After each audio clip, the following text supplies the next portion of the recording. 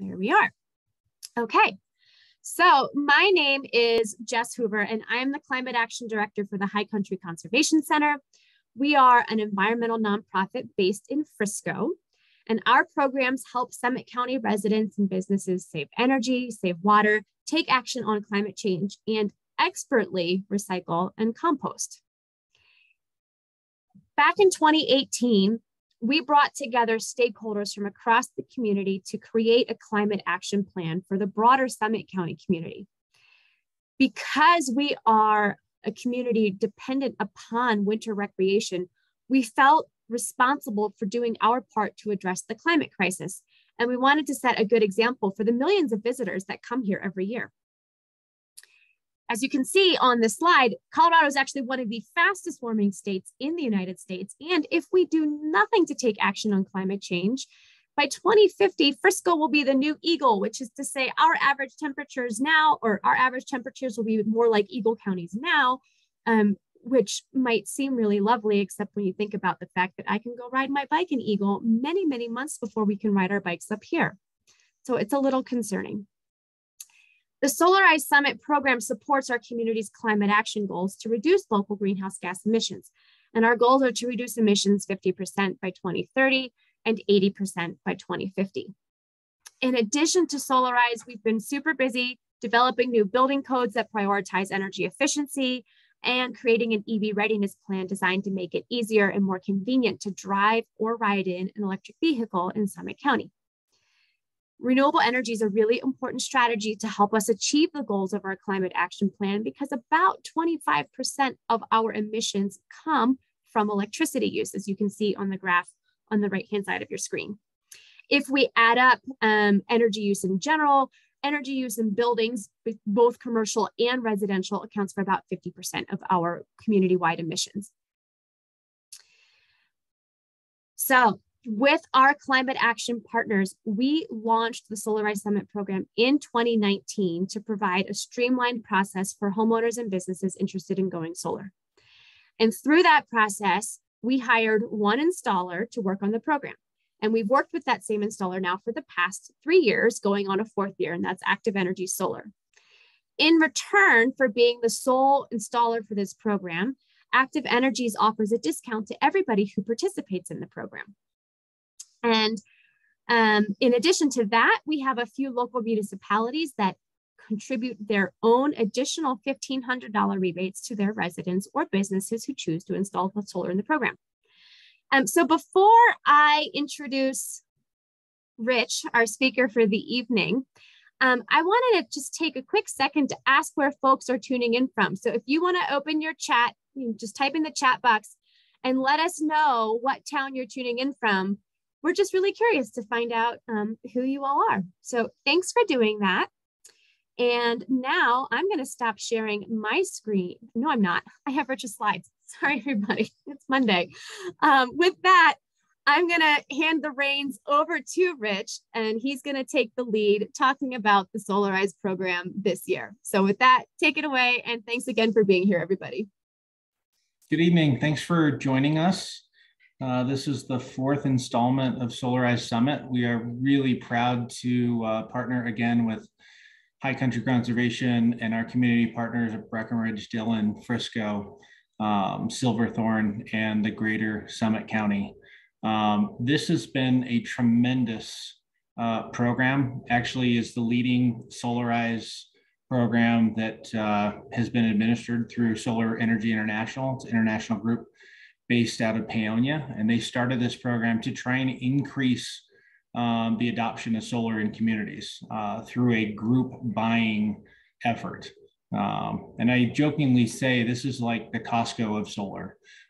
You can buy a single toothbrush at your grocery store and pay, X price, or you can buy 10 or 15 from Costco in a multi-pack and pay a lot less per unit. And that's the idea behind Solarize, is getting the community engaged, increasing the knowledge and understanding of what solar can be for the community and also for individuals as well. And in the past 3 years, we've installed over 1.2 megawatts of solar, which has dramatic impacts on the energy mix. Xcel is also a great partner. They have goals about decarbonization and beneficial electrification, and part of those goals include solar and other renewable energies. Jess, if you want to advance the slides. I'm just going to kind of go through a basic understanding of how power works and how it gets to your homes or your businesses. Basically, we have multiple different sources of energy generation, of power generation. Primarily in Colorado, it is fossil fuel based. So we have large oil and natural gas reserves as well as coal. And that makes up a large percentage, a majority percentage of the energy that's produced. Now, Xcel has been very aggressive at adopting renewable energies, particularly in wind, and then solar is coming on board at a pretty fast clip. So basically what this slide shows you is there's lots of different places where we get our energy, from hydroelectric, which is very small in Colorado, to wind farms, to coal and natural gas fired power plants, as well as rooftop solar, and also the community solar gardens that you may see driving around the state. If you want to advance the slide. So basically what you've got is a power plant, and the power plant produces energy. It's stepped up and transmitted over high voltage power lines. And then you'll have substations in your community that transmit it and bring it down to a type of power that you can receive in your home. Just kind of an overview. If you want to go forward again.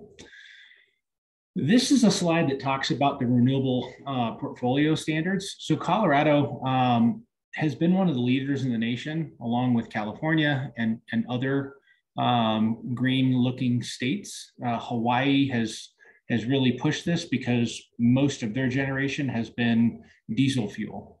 They're a high sun state, so they produce a lot of, there's a lot of sunshine that lands on those islands. Colorado made a commitment to be 30% renewable by 2020. We have met that. The governor a couple of years ago committed to 100% renewable energy by 2050. And that has forced utilities, large and small in this state, to take dramatic action in their plans. If you want to scroll forward again. This is what Xcel looks like. So Summit County is powered exclusively by Xcel. And their mix in 2020 is 37% carbon free. The largest majority of that is wind, and that's typically produced on the eastern plains of Colorado and transmitted. And solar is a much smaller portion of that. They do have a small hydroelectric plant in the Glenwood Canyon that produces carbon-free energy. And then their goal is they want to be 100% renewable by 2050. So as a company, they've made some pretty dramatic goals for themselves. And this is what they have printed on their website to be 55% renewable in the state of Colorado by 2026. So just a couple of years from now. If you want to scroll forward again. I want to cover solar basics. So a lot of people don't understand how their power works or think that they do, but it's a little more complicated. What's the difference between energy and power? We'll talk about the parts of a solar array and interconnecting it to your house. And then we'll also talk about grid-tied solar, which is what we do and what the program does. And then net metering. And Colorado has some amazing net metering laws, some of the strongest in the country. So that you get really the full value of your solar. So if you want to scroll forward. So a lot of people use the term energy and power interchangeably. Power is the rate at which work is done. So your bill from Xcel is rated in kilowatt hours. And a kilowatt is basically the ability to do work. So that's the energy, and power is that over time. So how much total energy can you use over a period of time? And I'm going to use a desktop computer as a basis. And I know most people have Mac laptops and things like that, but this is just a good reference. It's a nice round number. So the average desktop computer is rated at 200 watts. So if you use that for 10 hours, you're using 2 kilowatts of power to power your computer. If you want to go to the next slide, let's talk about what a solar panel is made of. You've got silicon wafers, which is basically glass. Sand actually is heated and creates silicon wafers. They have positive and negative wafers, and that differential, the positive and negative, provides a flow of electrons. So light hits the solar panel, it energizes the electrons in the negative or positive, and then that flow of electrons is where we get producible power, or usable power, excuse me. If you want to go to the next slide. So sun will hit your home, and if you have solar panels on the roof, that energy is captured from the solar panels, and it flows into an inverter. And the unique thing here is that power that's generated from the solar panel is called direct current, DC power. DC power is what's stored in a battery. It flows one way. Like your cell phone, you plug it in, that little charging block that you plug into the wall is actually a converter, or a little mini inverter, and it converts that power coming from your wall, which is alternating current. So it basically cycles back and forth, round trip, 60 cycles a second, or hertz. And that's what we use. And so an inverter will actually convert that power that's produced on the roof from DC to AC, and then you get to use it in your home. So we'll go to the next slide. This is how solar panels interconnect to the grid. So you get DC to AC conversion. It flows through a production meter if your system's large enough. Xcel just eliminated the need for production meters for systems smaller than 10 kilowatts. And power that's produced on your roof actually feeds anything that's in the home at that moment. So if you're running the laundry, or have lights on, or you're surfing the web, that is actually being powered by your solar panels. And if you're producing more power from your solar panels than you're using at that moment, it flows through your net meter and out onto the grid. And this is where net metering comes in. So your meter, they used to have a little spinning disc on them, and it would spin forward as you're consuming. And in the case of solar power, it actually will spin backwards. So you'll get credit on a one-to-one basis for every kilowatt hour that you produce from your roof that goes back onto the grid. And this is a really important point. Colorado has a one-to-one net metering law, which means if you put onto the grid 1 kilowatt hour of energy, you actually get that 1 kilowatt hour back. So the grid operates as a giant battery for you. So you get credit for everything that you produce. It's not lost.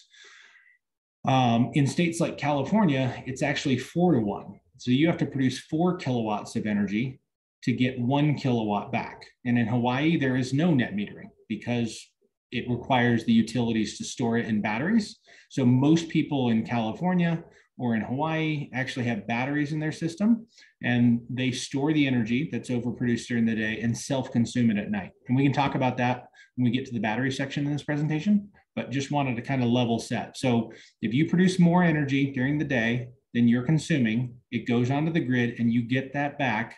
Xcel will keep track of how much you put on and take off.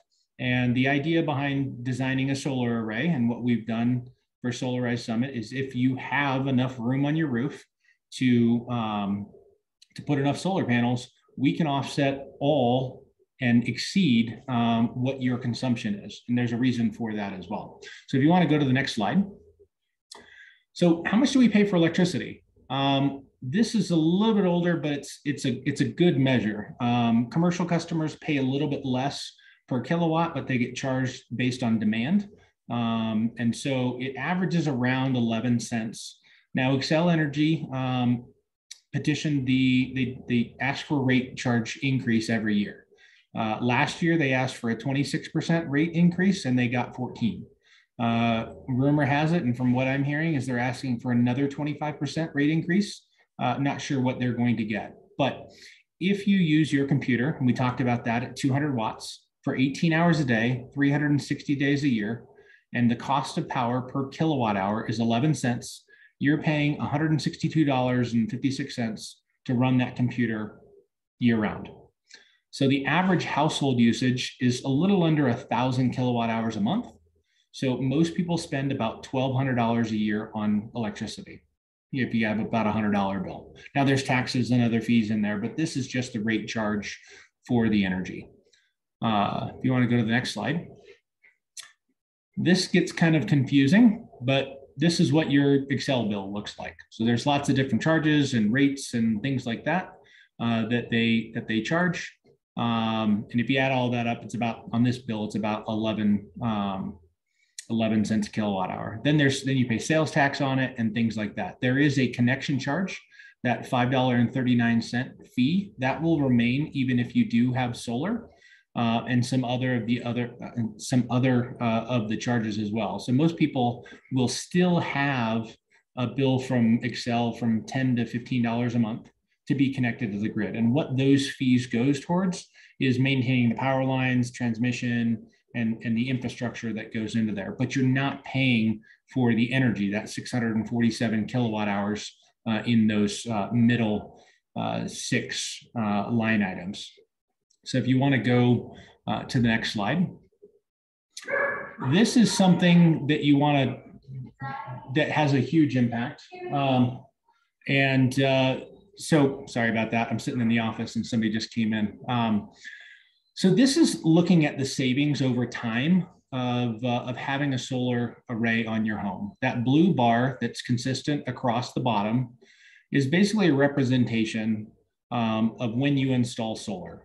So when you install solar, we can project based on some advanced modeling that comes out of the U.S. Department of Energy, actually NREL, that's in the Front Range, right as you head up I-70 in Golden. And when you buy a solar array, you're essentially locking in your utility rate at about 5.5 cents. So less than half of the cost of what electricity costs now. If you take the entire production of the life of the system over 30 years and divide it by the cost of your system, you're essentially paying upfront for your power for that period of time, but locking in your utility rate at about 5.5 cents. Historically, over the last 60 years, utility rates on average have increased about 4% per year. So that's what that orange-yellow line going up is. Power costs are going to go up. We have flat rates. You can opt into time of use, so you pay a little bit less during the day and then more during peak times. But in states like California, they pay 25, 26 cents a kilowatt hour at night and 9 or 10 cents a kilowatt hour during the day. So this shows you everything that's under that orange curve is all savings when you buy solar. So eventually, it's typically about a 9 to 10 year payback, sometimes a little bit less depending on individual system that you get in terms of your system pays for itself. And then after that, the money that you save is money in your pocket. So if you want to go forward, the next slide. It's a beautiful shot of Beaver Creek and Arrowhead, one of our solar installations. And if you scroll forward again, we'll get into some of the economics around solar. So over the last 10 years, solar has been rapidly declining in cost. And this is the cost per watt of an actual solar panel. So just the panel itself. So it was dropping steadily. And then obviously 2019, 20, we had COVID. And you probably all dealt with delays on appliances and everything under the sun. So the cost of solar panels has actually increased, and it's projected to increase slightly throughout 2022. And barring any drastic changes in the global economy and things like that, it'll start to drop back again. So right now we're seeing solar prices at around the same rate that we saw in late 2018, 2019. But that's still okay, because through Solarize, you're going to get rebates from the county, you're going to get rebates from Active Energies, and also a discounted cost of installation because you and your neighbors are all going to go solar. So if you want to go to the next slide, this talks about the rebates that are offered in Solarize 2022. So in the past, we calculated rebates on a tiered basis. So the more people who signed up, we hit another tier. So it started at about $150 for the first 100 kilowatts, and then it increased from there. We looked at our averages over the past 3 years in this program, and the average rebate was $300 in terms of we install about 400 to 450 kilowatts a year in the Solarize program. So what that also meant was we had to do, as a company, we had to do an accounting at the end of the program and at the end of the installation season to make sure that we hit those targets.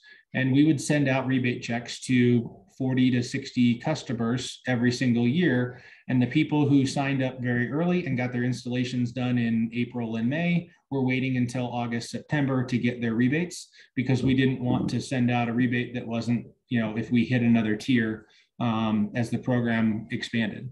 So what we are doing, and it will save us time and energy, is we're going to deduct $300 from everybody's system on their final invoice. So it provides a consistent rebate for customers, no matter how big or small. It's in line with what we have done in the past. The other thing that we're doing this year is we want to give back to the community. Solarize has been great for our company. It's been great for our employees in the community. And we believe in the mission that High Country Conservation Center has in their efforts beyond just solar to improve energy efficiency for each and every one of you. So Active Energies is going to donate $10 per kilowatt of installed solar to High Country Conservation Center by the end of the year. So for example, last year we installed about 425 kilowatts. And if we do the same this year, we're going to make, as a company, a $4,250 donation to High Country Conservation Center. So we're giving back to the community. The other thing that Active Energies Solar does as part of this program, because we believe in energy efficiency and the goals of the Climate Action Collaborative and the goals that the county has put forward, is, and I apologize I didn't put it on this slide, but every year we've done this program, we have subsidized the cost of home energy audits. A home energy audit is required to get your rebate through Solarize Summit, and we will subsidize $100 of that energy audit. Xcel also subsidizes it, and I think, and Jess will have to correct me on this if I'm wrong, it's up to $250 from Xcel Energy, and that's based on an average size home of 2,500 square feet or less. If your home is larger than that, then there's a little extra charge, but most homeowners that go solar with Solarize, even if they have a larger home than that, only pay $50 to $100 with the subsidy that Active Energies and Xcel provides. So getting into the rebates, Breckenridge has allotted 20 rebates valued at $1,500 to Breckenridge residents. Frisco has generously offered 10 rebates at $1,500. And Summit County is going to give 25 rebates for unincorporated county residents. And a lot of people think, hey, I'm in Frisco, but they may be in an unincorporated county. High Country Conservation Center and Active Energies will let you know where you fall into that. And we'll keep a running tally and let people know as they sign up how many rebates are left.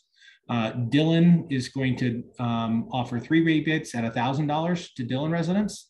And then it goes without saying that all rebates are on a first come, first served basis, and rebates will be guaranteed or reserved based on the date of their contract signature. Oh, and I guess I did put $100 subsidy on the bottom, so I guess I didn't miss that. The other thing to note is that there is still a federal tax credit. This year it's 26%. That was extended to, I believe it's 2025 or 2026. So we have a few more years left. There was talk a few years ago. It was supposed to expire at the end of 2021, but it was extended. So that rebate goes into effect. And I'll go through the math on how that works for a Solarize project. And you can scroll forward, Jess. Thank you. This is a number crunch on about an average system. The systems that we install on average are somewhere between 6 and 8 kilowatts for the average homeowner. So if you're using about 9,000 kilowatt hours a year, that's about an $85 a month electricity bill. A 22 panel system would be sized around just under 7 kilowatts. You will produce a little over 10,000 kilowatt hours, so 110% offset, which means you wouldn't have an energy bill. Now, something to note is that the earlier you install solar, the better your benefit is. There's something called a solar year, and it's an annual calendar. So if you start producing energy, say you sign up tomorrow, and we can get your system installed theoretically by the end of April. You start generating electricity, and in the summer months, you're going to be building up your solar bank. So you're over producing for what you need, and you're storing that energy on the grid virtually. And then in the winter, when there's snow on your panels, or we don't have as long days, so you're not producing as much energy, you're going to draw from that solar bank and still have no bill. So the cost of a system at about $3.25 a watt is a little over $22,000. When you sign up and you get reserved for your Solarize rebate, that's $1,500 off. And then the active energy solar rebate of another $300. Now the federal tax credit is basically cash. So for example, in this scenario, if this homeowner owed the federal government $10,000 in income tax, when they file their taxes next April, 2023, there's a form that you fill out, and it was listed on that page prior. That's the federal form. It's 5295, I believe, my memory serves. You would put in the cost of your solar array minus the Solarize rebate and the active energies rebate. And that would amount to a $5,295 deduction off of what you owe in taxes. So if you owe $10,000 in taxes, your tax bill will actually only be $4,705. So it's really cash in your pocket. It's just a little delayed in terms of when you get that. So the actual net cost of this solar array for this homeowner is $15,070. And on a annualized basis with the ROI, cost savings on spending money to Xcel is about a 9-year payback. And I just got a note from Clay, our rep, who'll be reaching out to all of you, that the federal tax credit is actually going down to 22%. Thank you, Clay, for that. Next year. So 26% this year, and then it's cycling down to 22%. If you want to scroll to the next slide. What does this do for home values? There's some studies out there that show for every dollar of solar you put on your home, you get $1.20, $1.25 back. Out of an abundance of caution and being conservative, you get $1 for dollar. So if you add, a $50,000 home remodel, you're likely only going to get about $30,000 in value in that home remodel. When you put solar on your home, it's a 1-for-1. So if you put, in the last example, $22,000 worth of solar on your home should sell for about $22,000 more. So in that arbitrage, you're benefiting from the tax credit. And this has been published in studies from University of California, Berkeley, and elsewhere across the country. So you're not losing anything. It actually adds value to your home. And it's the only home improvement project that actually ends up paying for itself in the long run. Because like we said, after about 9 years, the system will have generated enough electricity to pay for itself. So if we want to scroll to the next slide. This is the environmental impact of that same 7 kilowatt array. On an annual basis, you save about 6.1 tons of coal being burned. And of that coal, that produces about a little over 12 metric tons of CO2 into the atmosphere. So you can have a direct impact on greenhouse gases. One thing that people don't recognize is that there's a tremendous amount of water used when producing energy. So typically you are coal-fired power plants boil water, that water spins turbines, and that water is expelled into the air. So we use a lot of water in both production of energy, extraction of energy, and then you also think about the mileage driven to deliver that to your home, whether that's vehicles maintaining the power lines or it's fuel trucks, things like that. In essence, you're also contributing to an equivalent of about 41 new trees planted every year for the environment. So we'll scroll to the next slide. This is a snapshot of a system that's producing. SolarEdge is the equipment that we use primarily, and you'll get to see how much your system produces. And this is a screenshot of their website monitoring that you will all have access to. And there's also an app for your phone, so you can track it from home, or if you're vacationing someplace really, really nice. We'll scroll to the next slide. I also don't want to conclude this portion without lobbying for energy efficiency measures. Solar is a great payback. It is probably the best home improvement project you can do when it comes to energy reduction, consumption, and those sorts of things. But conservation of energy is a big deal as well.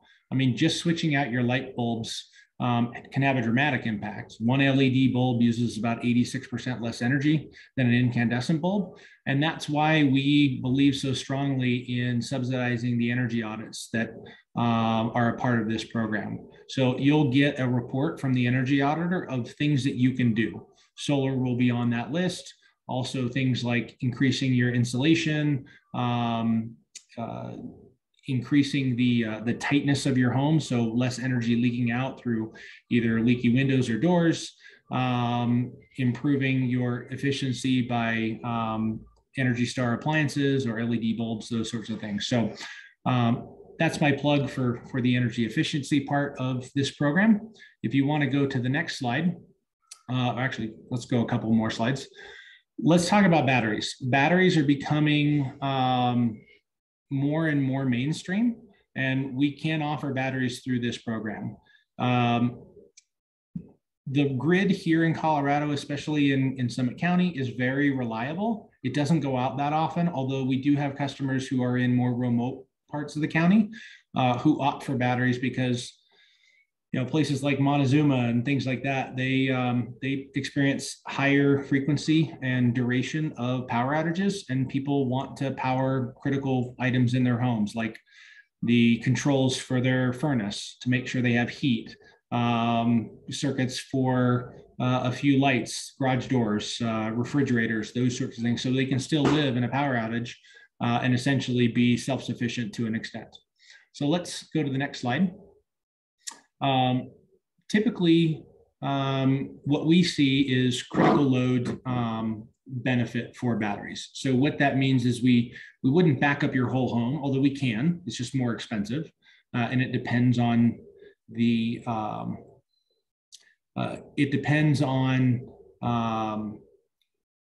what your loads are and what size of draw there are. So there's an electrical assessment that's required. But when the grid goes out, you don't have any power. And in the instance of a battery, the battery would kick on and your home would be isolated. It's called islanding or grid isolation. And then the battery would power your home via the inverter that's included, and you'd have power for those critical loads. So typically, people will want some appliances, like I said, some lights, maybe security, internet, so they can live a little bit, maybe not fully, but will have power and they can support themselves in that outage. Let's go to the next slide. So we install Tesla batteries. It's a great system. We've done multiple different manufacturer batteries, and frankly, Tesla has impressed us with not only their technology in terms of battery, but also the software that runs it. We have a homeowner who we installed a battery system up in Montezuma, and I was using that as an example. They have frequent power fluctuations and surges. His battery kicks on seamlessly. It also has software. It's connected to the internet, just like your solar array. And in the event of, say, a winter storm warning, if maybe there's snow on your solar panels or it's not producing enough, the Tesla system is smart enough to recognize that, hey, there's a storm coming. We could lose power. So it'll actually go into a solar charge mode, or excuse me, a grid charge mode, where it'll actually charge up the battery in preparation for an outage event that may happen. So it's actually really smart, and it's predictive for the homeowner We really like their systems. They're clean, pretty easy to install, which keeps the costs lower on the installation for the homeowner, and you get more bang for your buck.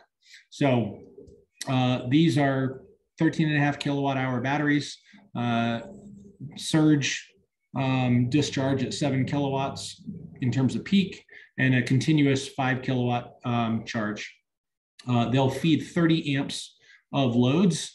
And to kind of put that in perspective, your refrigerator probably uses about 10 amps continuously. Lights are 2 to 3 amps. If you turn your microwave on, it will have a peak output of somewhere around 10 to 12 amps.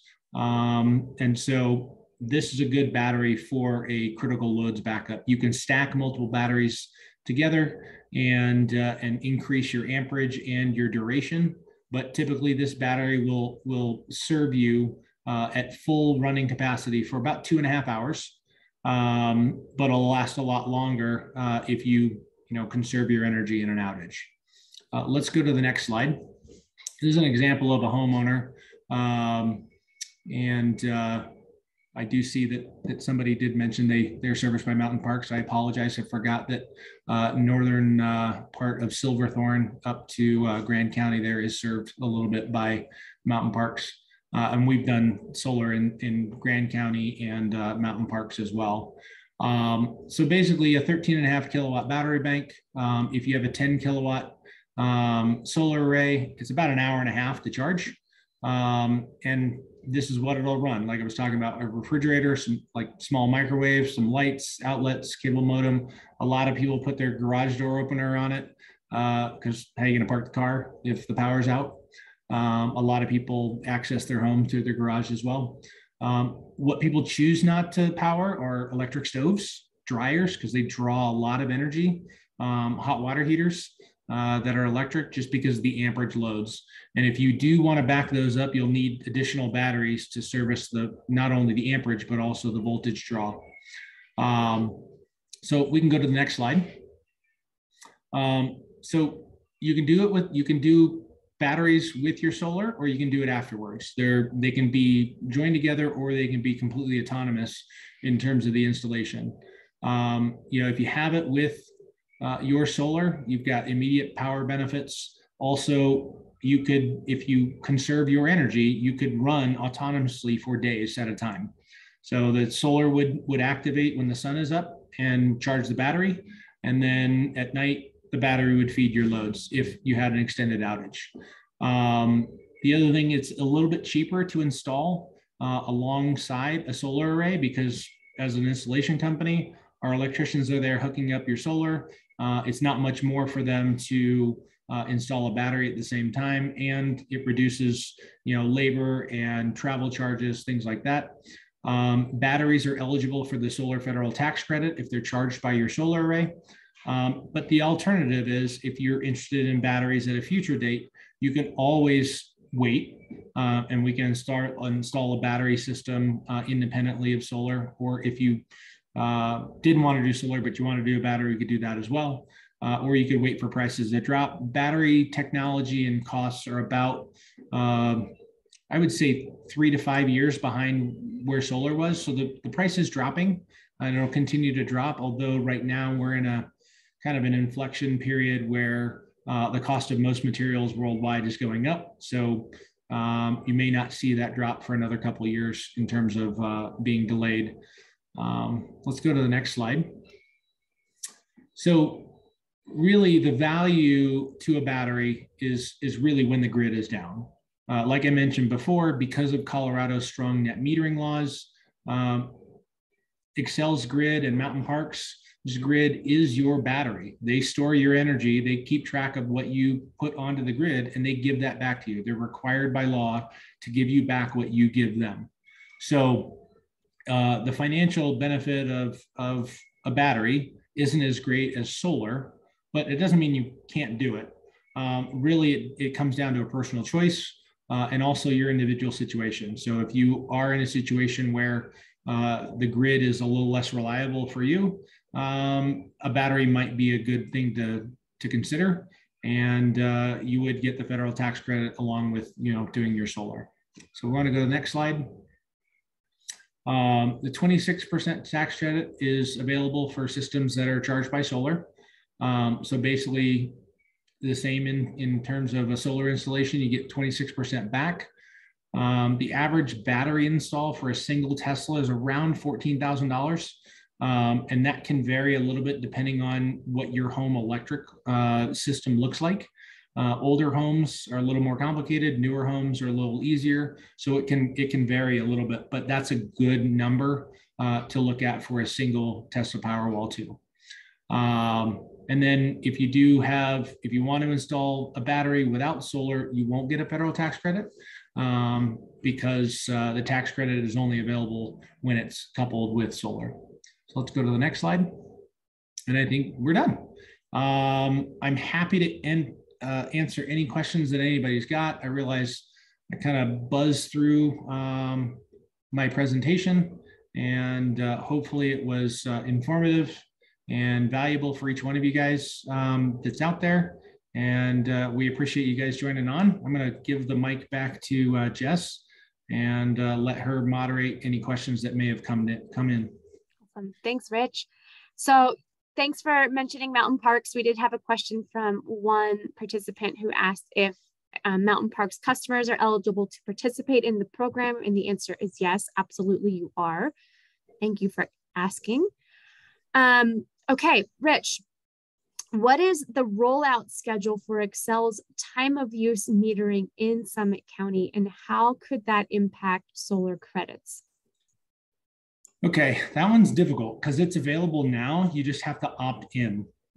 It's tricky because time of use really doesn't benefit a solar customer. If you have solar in your house, signing up to pay more for power in the evening doesn't really benefit you because you're pulling your power back from the grid.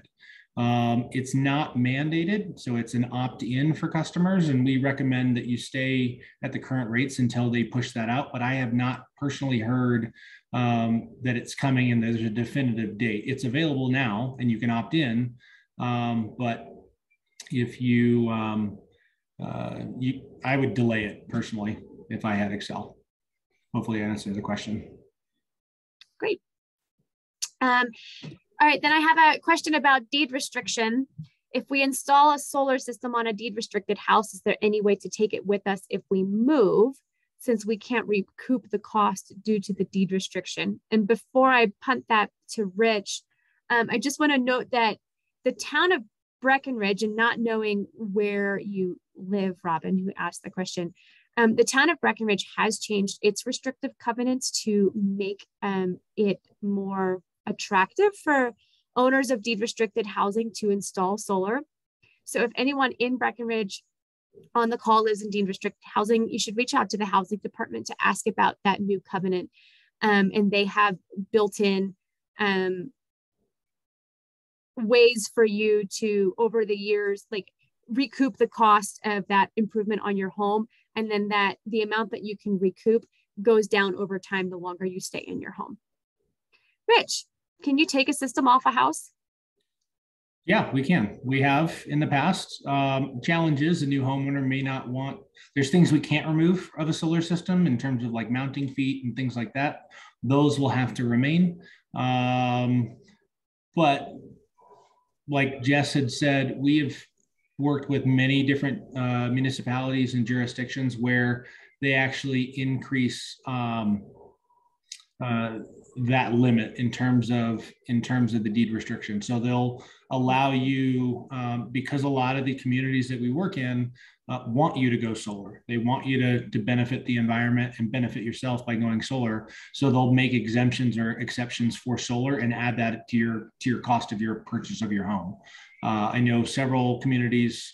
We did deed restricted housing in Westvale a couple of years ago, and people who added solar were able to add that into their baseline cost for the deed restriction. And I know, like Jess was saying, Breckenridge has done that. Specifically, we've had many customers in the Wellington neighborhood that is deed restricted apply for that, and it was granted. I'm reading here, there's a question about the lifespan of solar panels. So solar panels are warranted for 25 to 30 years, depending on manufacturer, in terms of a guaranteed energy output.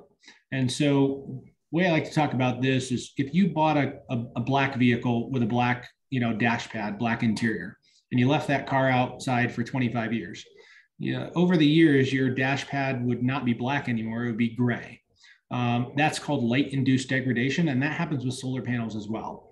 So they have a calculus and a warranty against excessive light-induced degradation. So typically solar panels are produced, if they produce 100% of expected in year 1, year 2, it's about 97%, and then it's straight line from there out to year 25 at about 0.5% per year.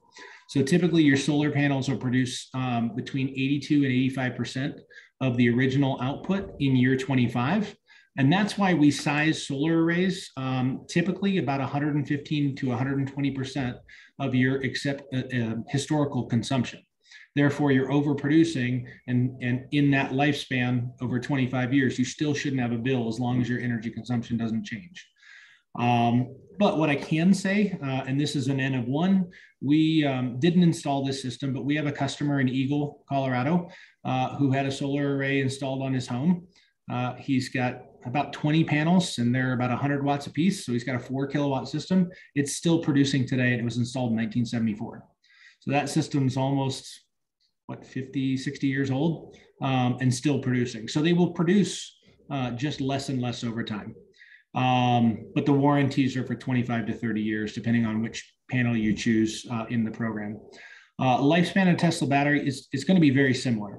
They're warranted for 10 years, but Tesla recommends that you keep your batteries, you don't discharge it below 20%, and you don't charge it, to excess capacity. And it should last a very long time. And they've seen this with their cars. So people who keep their cars charged at least a minimum of 20% and then don't charge to 100% unless they're going on long-term, long-range road trips, they actually have better than expected life and capacity over time. Hopefully that answers the question. Great.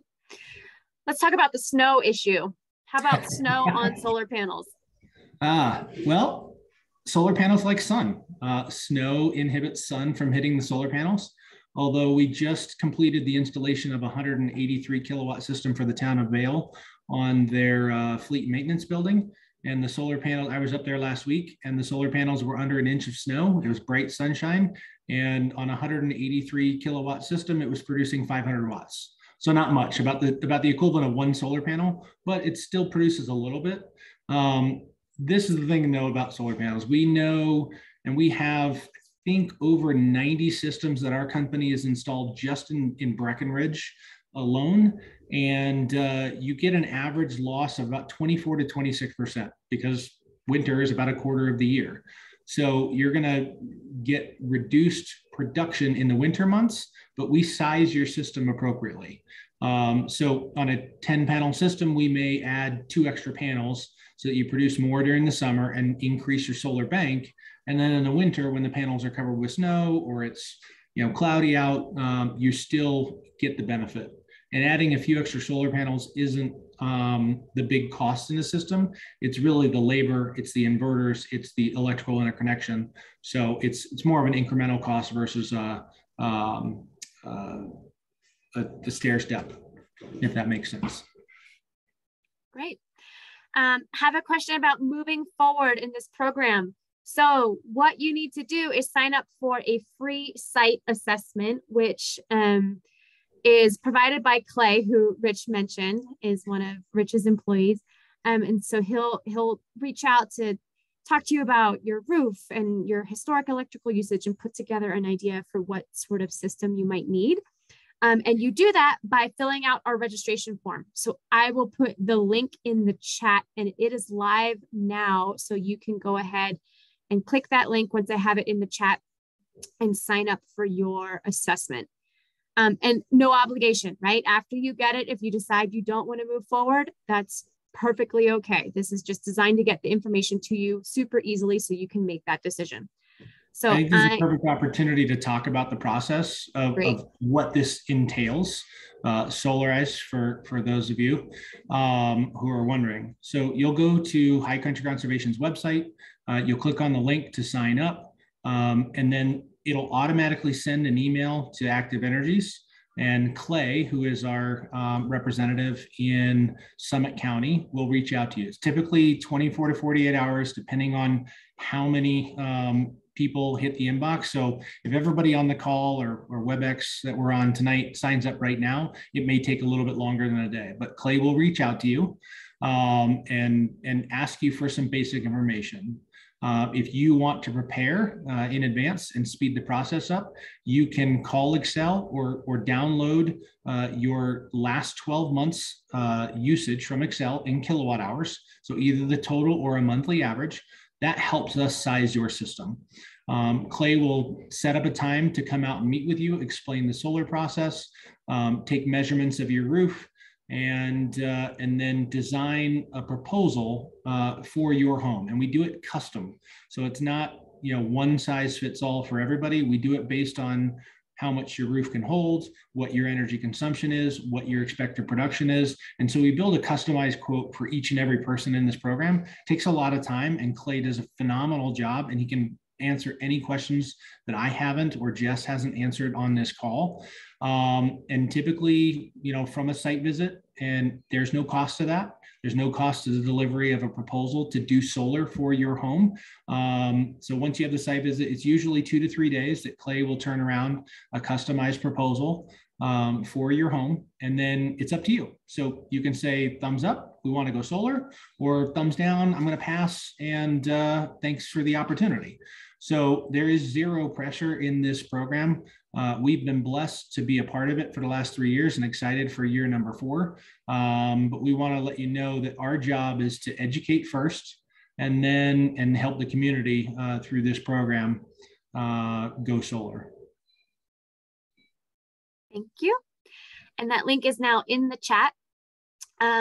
Okay, Rich, will AES install electric vehicle charging panels at the same time as the install of solar panels?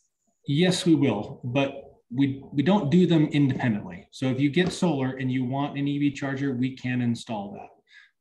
The inverters that we use actually have the capability to add EV charging to them. So on top of kind of a regular charge, they have something called Solar Boost. So if you're charging your car during the daytime, it'll actually charge a little bit faster if it's connected to your solar array.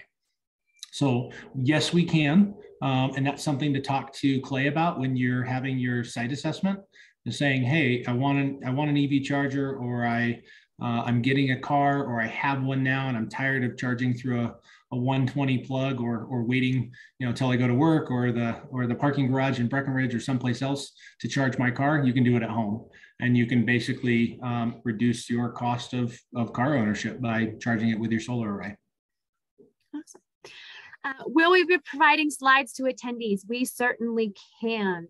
I will either email them out or post them on our website. It just depends if Zoom is going to, if I can download attendee information, and I believe I can. So I will send them out, or you can find them on our website after this presentation is over. Okay. Are the solar panels, Rich, monocrystalline solar panel problems? Okay, so Gary, I'm gonna assume that you're asking about snow, any issues since you live in Breckenridge. The panels that we sell or that are through this program are monocrystalline. Polycrystalline is a different manufacturer. They're bluish in tint. All of the panels that we install have a really high snow load capacity of over 5,400 pascals. And for those of you who aren't science geeks like me, that's 150 pounds per square foot of weight. So that's a lot of snow. If you have a flat roof or not, and it's not going to shed off, we do recommend roof rakes where it's appropriate, but we haven't had any issues with panels breaking or shattering in high snow load areas because of the panels that we choose. A little bit about our company. I'm the owner. We have 27 employees, and we install primarily, almost exclusively, in the high Colorado country. And so from Breckenridge to Alma, over 12,000 feet of elevation, Aspen and the like. So this is what we do. We design and build systems they're not as cheap as what you can get in Arizona because they don't have snow loads. So they can go with less stout or less robust panels, but we are very selective, not only from a technical specification, but also a procurement. So we go through our own internal process. We vet companies that we use as their panels, that they are taking care of their employees, they're taking care of the environment, that they have good workers' rights and things like that. Primarily, they're US made or Canada. We have some that are made in Europe, and one manufacturer is made in Vietnam, but we go through our own process to make sure that it's sustainable all the way around, not just from an environmental standpoint, but also the workers and employees that work for these companies. So we're pretty selective about what we do all the way around. Awesome. Thanks, Rich. How much of a negative impact do aspen trees have on shading and results for system sizes? And does your sizing account for shading by trees? We do. So if there is significant shading, we actually have a sophisticated called a solar shade camera. We take a photo of the skyline from the roof aspect, and we can predict what your losses will be based on shading, based on snow, angle of the sun, things like that. It used to be a little bit more difficult when Xcel limited us to a loss factor of only 14%. They didn't take into account snow or anything like that. And now it's much more accurate. And also we have historical data on systems we've been installing in Summit County since 2006. So we have, history of different locations. But to answer your question quickly, yes, we can account for shading with trees. Great. Are any solar systems building in heat melt systems? So you would have some sort of system that melts the snow off solar panels. There are. The challenge is that it's a negative sum game. You expend more energy to melt snow than you will receive from the production that you'll gain by not having snow on the panels in the winter. So typically we have about 6 hours of sunshine, of good quality sunshine in the summer, and less than 3 hours in the winter. And that also depends on how close you are to peak 9 or peak 10 or wherever you live in terms of shading. It's actually much more efficient to just add a couple more panels and increase your production in the summer than worry about snow being on the panels in the winter. So for a cost of a few $100s, you can add another panel, whereas you're going to be spending, think about a snow melt system for your entire roof instead of just your gutters. That's essentially what they are. They heat the panels up or have resistive heat. And snow melt systems really only work. And here's a tip for all of you. If you can, and you've got like snow melt systems, gutter systems, heat trace, put them on a timer. So they're only efficient when the sun is out and the temperature is warm, because they barely get above 32 degrees in terms of heat. So at nighttime, when it drops below 0, you're not really melting anything. It's freezing as fast as it melts. So put it on a timer. You should be running your snow melt systems from 8 a.m. to 5 p.m. It'll save you about 60% on your snow melt costs. So just a tip, it'll save you hundreds of dollars a year by putting a couple $100 timer and getting an electrician to wire that in. Sorry, there's my pitch for energy efficiency. That's great. Thanks, Rich. And we're at time. Do you have a few minutes to stick around? I do. I'm here. Great. Yep. Awesome.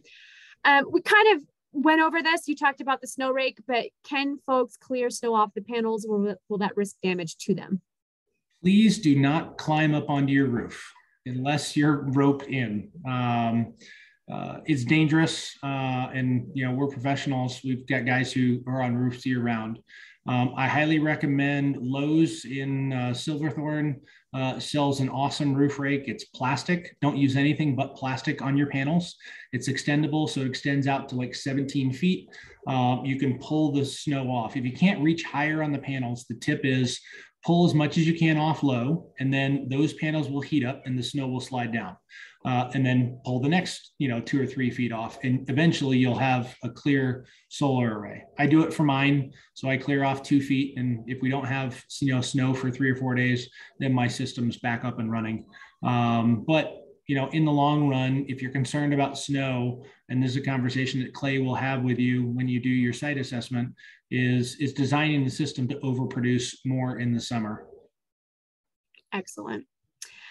Okay, so talking about rebates and saying, Breckenridge residents or Frisco or Summit County, what if you're legal residents in another state for tax purpose? That does not matter. So really for these rebates, what just matters is the jurisdiction that your home is located in. So yes, should it say Breckenridge owners, Frisco owners? Yes, absolutely. We've had homeowners, like it's a second home in Breckenridge or Frisco or unincorporated county that live in New Jersey or Florida or California. They still qualify. This is for homes, really. It's for the physical location in the area that your home is located in. Great, thank you. Rich, can you talk a little bit about your financing options? Yeah, there's a lot of different options out there. The first and best would be like a home equity line of credit. You're going to get the best rate. It's tied to your home. But if that's not an option, we use two different lenders. One, it's called the Easy Solar Loan Program. It's a small credit union out of Washington State. And then the second is the Renew program. It's actually subsidized through the state of Colorado, the governor's energy office. And here's why we use those two programs. There's a lot of solar loans out there. Unsecured debt, instant, approvals, and super low interest rates, but those always come at a cost. So my background, I have a degree in economics and chemistry, so I'm kind of a nerd on science and money. What most people don't know is a lot of the loans out there have prepayment penalties. So typical solar loans, they'll charge a company like us a 26% fee of the cost of your system. So that's typically added into your system. So the two that I mentioned, it's like the same as cash. So there's no finance fees, there's no, prepayment penalties. So if you sell your house, like a lot of people do in America every 5 to 7 years, you would obviously want to pay it off with the sale of your home. But some of the other lenders that are out there will actually charge you the interest on the entire term of the loan, as opposed to just what's owed on it. So I've personally gone through 15 or 16 different solar loan options, and these are the two best ones. The rates are a little bit higher, but they're still, I think, 4.99 or 3.99% interest rates.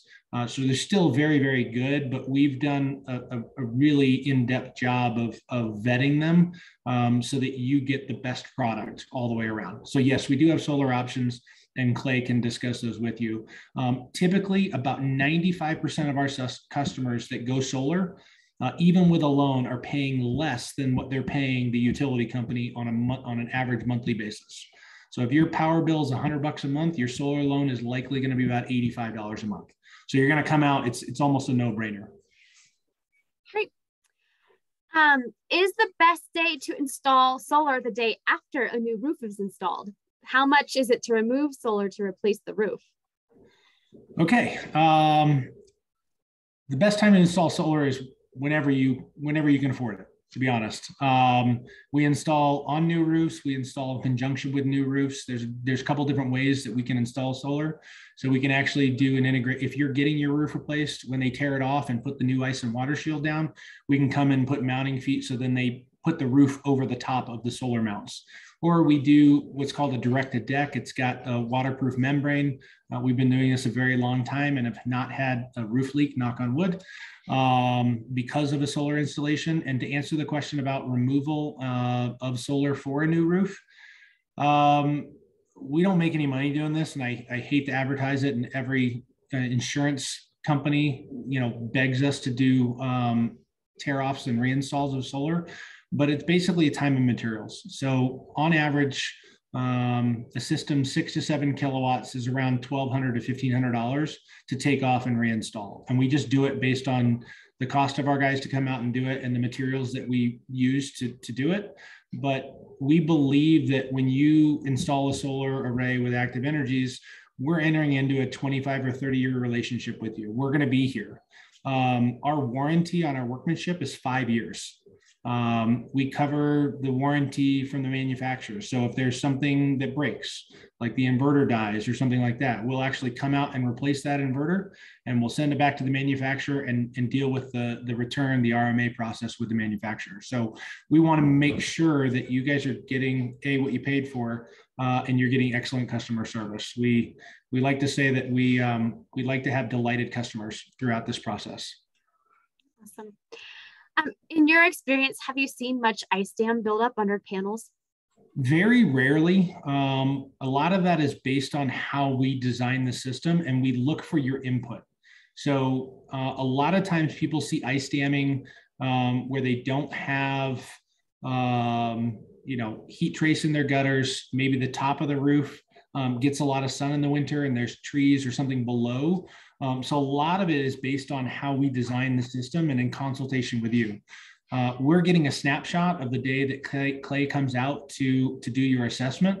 So it's great to have the conversation of saying, hey, here's where snow really builds up. It's going to last, until June on this part of the house, even though it faces south, just because of different environmental factors. So your history and knowing your home can really help us give you the best product that we can.